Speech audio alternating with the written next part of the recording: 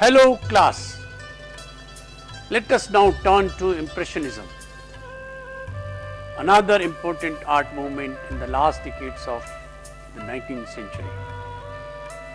This is the last one in this subject, history of Western art, from Renaissance to Impressionism.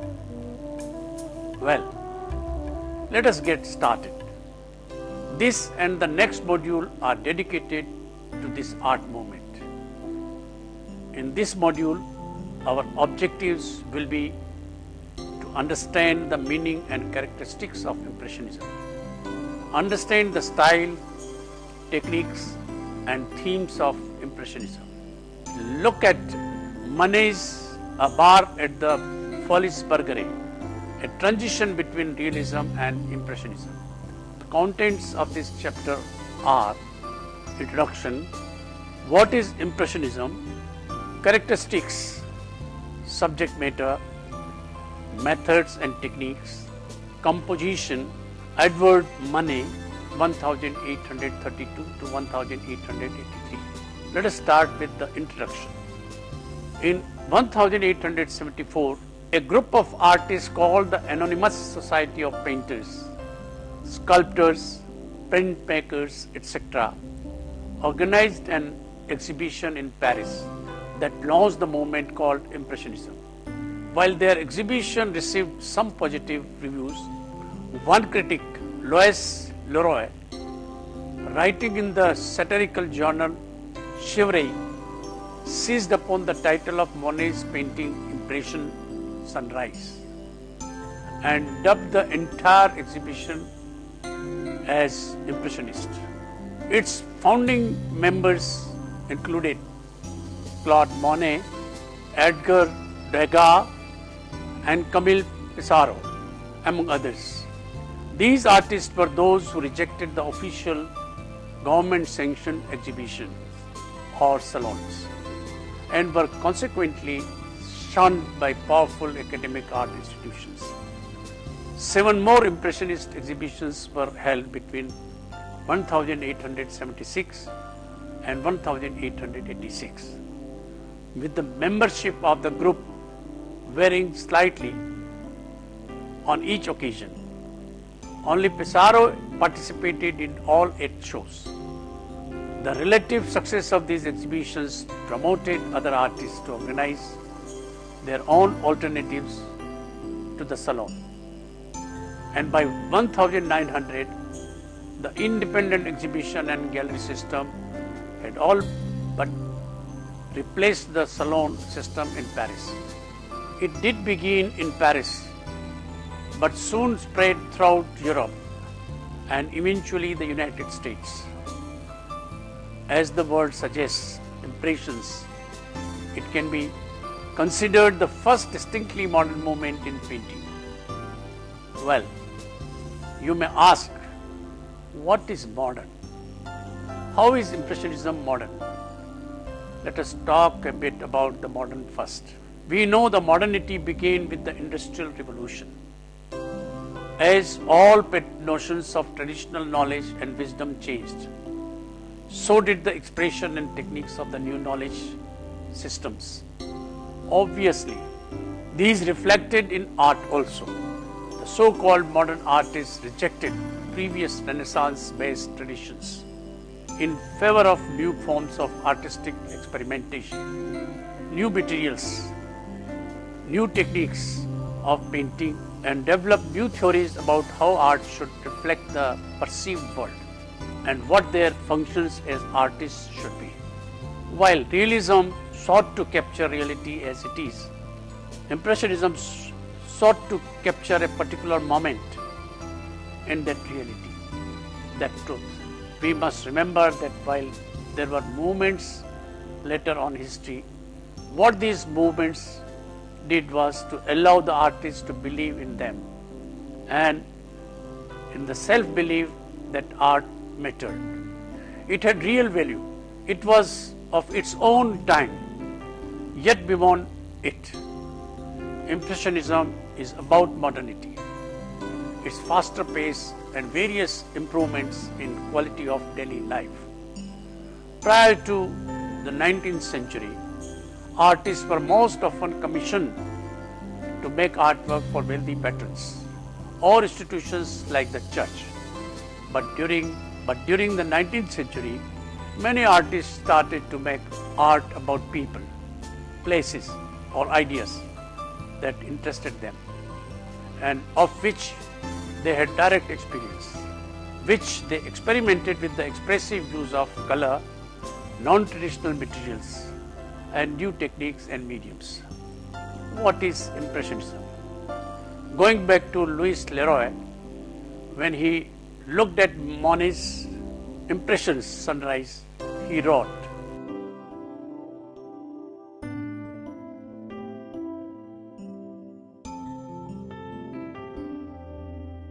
the characteristics, light and its reflection, quickly painted surfaces or the appearances of quickly painted surfaces, dots, dashes, commas and other short brushstrokes, preparing colors and letting the eye perception mix them, modern life as subject matter. Let us now discuss the subject matter. But what did they paint? Paris, under the rule of Napoleon III, had transformed itself from a medieval city to a completely modern one. New housing instead of slums, wide boulevards instead of old narrow streets, modern amenities such as drainage and sewer systems, clean water supplies, bridges, lamp lighting along the streets, outdoor fountains, deluxe apartment buildings and public parks.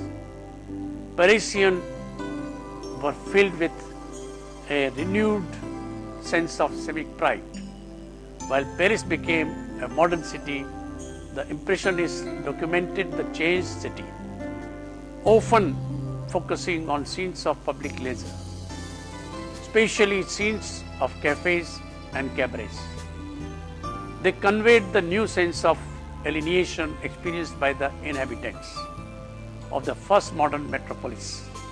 Their subject matter also included parks, canals and barges, factories with smoking chimneys and railway stations.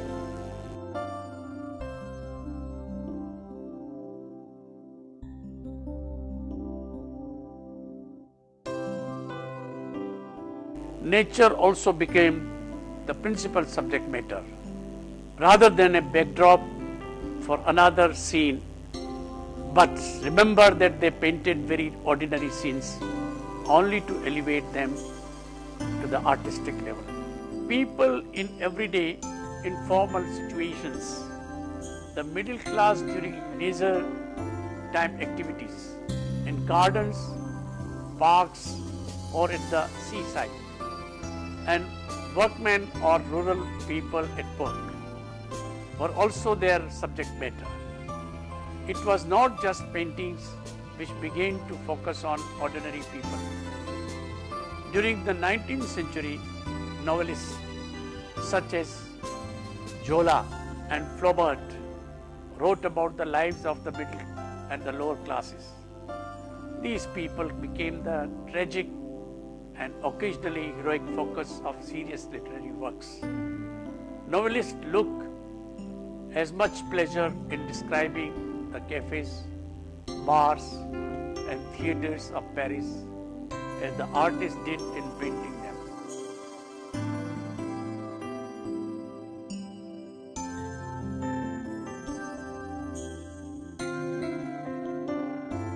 Painting still, life allowed the Impressionists to experiment with the fiction of changing light and to study the effects of light and shadow on the look of ordinary subjects. Methods and techniques. Scientific thought at the time had already differentiated between the image caught by the eye and its perception by the mind. That what the eye perceived and what the brain understood were two different things. The Impressionists were taken away by the former, the optical effects of light, to convey the passage of time, changes in weather, and other shifts in the atmosphere in their canvases, and made shadows and reflections important features of their iconography. They also studied and understood the effects and artificial interior lighting that of cafes and theatres. So when we look at the landscape or a crowd of people, we do not instantly see every face or live in the detailed focus, but as a mass of color and light. Impressionist painters tried to express his experience.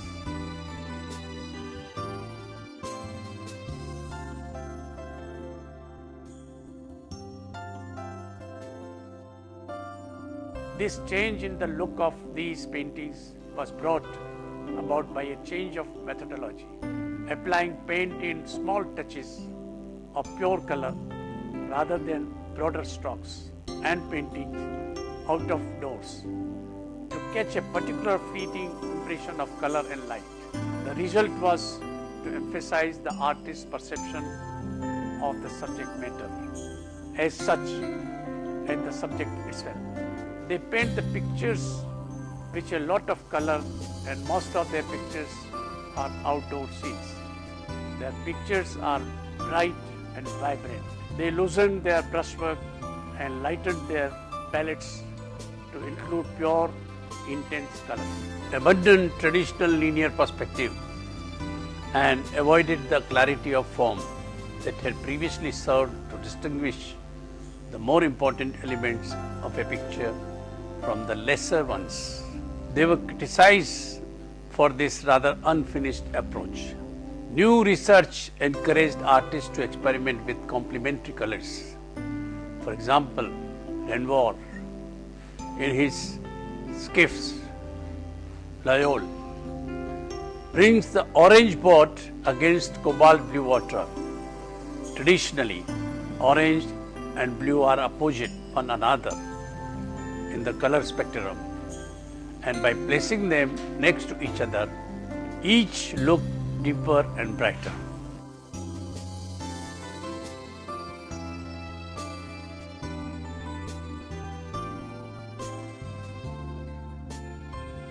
The Impressionists always painted outdoors and not in a studio, to be in close touch with the nature and to be able to directly observe the effects of changing sunlight, weather and movement.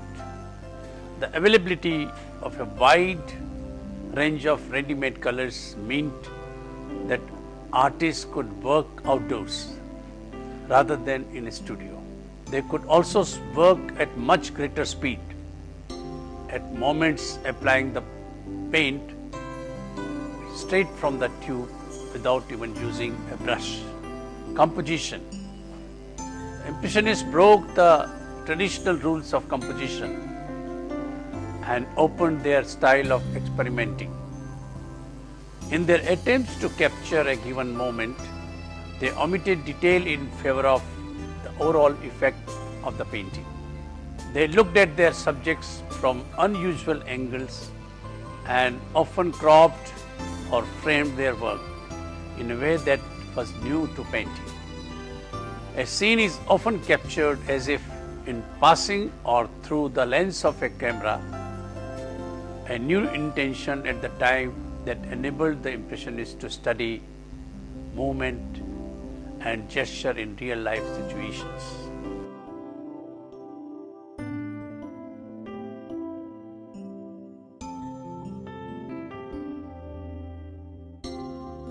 Some of the greatest Impressionist artists were Edward Manet, Camille Pissarro, Edgar Degas, Alfred Sisley, Claude Monet, Berthe Morisot, and Pierre-Auguste Renoir.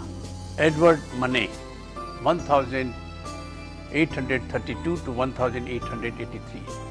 Let us begin with Manet. We talked about his realist paintings in the previous module. Let us see his contribution to Impressionism. Born and brought up in Paris, Manet was the son of department chief in the Ministry of Justice. He went to school in Pilop in 1839, then to the Collège Rollin in 1842 to study drawing. After 2 years with the Navy, Manet entered the studio of Thomas Couture in 1850, where he remained for 6 years. It is during this time that he studied the old masters in the Louvre, including Velázquez and Ribera. He also made trips to many museums throughout Europe. It is said that the modern painting began with Manet. He was quintessentially a person of the town, with the educated, well-dressed, not a bohemian. Yes, this painting in a realist portrayal of the girl, her name is Suzanne, who worked at the Folies Bergère in the bar. But what is important here is the use of Impressionist color, light and brushwork. This painting was Manet's last major work. It represents the bustling interior of one of the most prominent music halls and cabaret of Paris, the Folies Bergère. The venue opened in 1869 and its atmosphere was described as unmixed joy. In contrast, the barmaid in Manet's representation is detached and marooned behind the bar. By treating the topic with deadpan seriousness and painterly brilliance, Manet stalked his claim to be remembered heroic painter of modern life, envisaged by critics like Charles Baudelaire. Her necklace and bracelet are an indication of the availability of goods and the consumption. This is an unusual portrait because it is of someone at work, and someone to our eyes is defined by her work and is proudly unhappy with it. And by looking at us with those kinds of eyes, as if we are her next customers, he is obviously not interested in what have to say of her. Manet conveys Suzanne's estrangements for her world by the fact that she is the only person in this painting who is not reflected in glass. Everyone else in the painting is seen in the bigger bar mirror. The quickly painted, harshly reflected faces and bodies. A woman in gloves with her lover or client, someone else looking at the scene with binoculars. They are objects she is looking at. In the mirror behind her, you can see the back of the barmaid, her customer, and the interior of the music hall, which is in the front of her and behind the viewer. Manet, through his technique, has simultaneously narrowed the frame and expanded it, changing all norms of composition. He has painted the image from a viewpoint directly opposite the barmaid, which in itself is contradicted by the reflection of the objects on the bar and the figures of the barmaid and a pattern off to the right. Given such inconsistencies, Manet seems not to have offered a single determinate position from which to confidently make sense of the whole. Let us look at the source of light now. I am particularly intrigued by the oranges and the light that comes on them. The strongest colors ascent in the picture, accentuated by daubs of white paint, creates an impression of sparkling light. In contrast, the round light bulbs on the pilasters seem flat because there is no tonal variation. Absorbing the light, on the other hand, is the smoke that rises from the audience, blocking out part of the pilaster's edge and obstructing overview. This detail exemplifies the Impressionist observation of the effect of atmospheric pollution, a feature of the industrial era, on light, color and form. And the gaze chandelier is shown